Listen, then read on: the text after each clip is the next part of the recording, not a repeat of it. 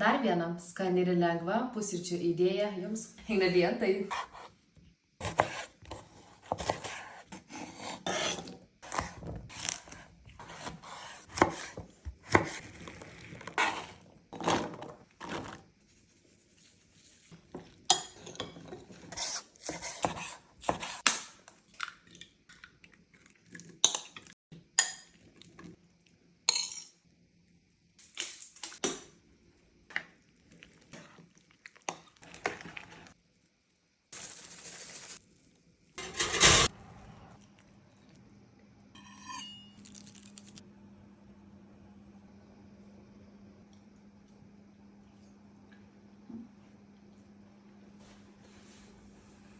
Labai skani ši pusryčių idėja, omletas pasakiškas, labai skanus.